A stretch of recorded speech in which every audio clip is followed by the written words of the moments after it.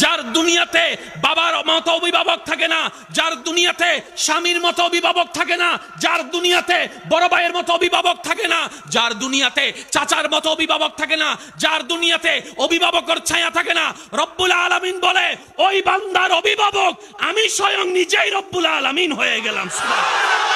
অনেক মেয়ের বিয়ে হচ্ছে না শুধু একটা কারণ, তার বাবাটা মারা গেছে, তার বাবাটা দুনিয়াতে নাই, এই কারণে বলে বিয়ে হচ্ছে না। যার মাথার উপর বাবার ছায়া নাই, স্বামীর ছায়া নাই, বড় ভাইয়ের ছায়া নাই, আমাদের সমাজ কেমন জানি তাদেরকে গ্রহণ করতে চাই না।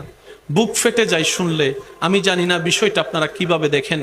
অনেক মেয়ের বিয়ে হচ্ছে না শুধু একটা কারণ, তার বাবাটা মারা গেছে, তার বাবাটা দুনিয়াতে নাই, এই কারণে বলে বিয়ে হচ্ছে না। আমার জানার প্রশ্ন, আমার বোনটা কি বাবাকে হত্যা করেছে? না, আল্লাহর সম্পদ আল্লাহ যখন মন চায় তখন দিবে, তখন যখন মন চায় তখন নিয়ে যাবে।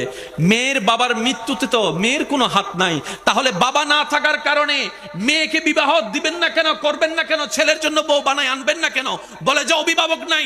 শুনে রাখুন, জেনে রাখুন, মনে রাখুন, যার দুনিয়াতে বাবার মতো অভিভাবক থাকে না, যার দুনিয়াতে স্বামীর মতো অভিভাবক থাকে না, যার দুনিয়াতে বড় ভাইয়ের মতো অভিভাবক থাকে না, যার দুনিয়াতে চাচার মতো অভিভাবক থাকে না, যার দুনিয়াতে অভিভাবকের ছায়া থাকে না, রব্বুল আলামিন বলে ওই বান্দার অভিভাবক আমি স্বয়ং নিজেই রব্বুল আলামিন হয়ে গেলাম। সেজন্য এই সমস্ত মানুষদেরকে কাছে টানার চেষ্টা করবেন।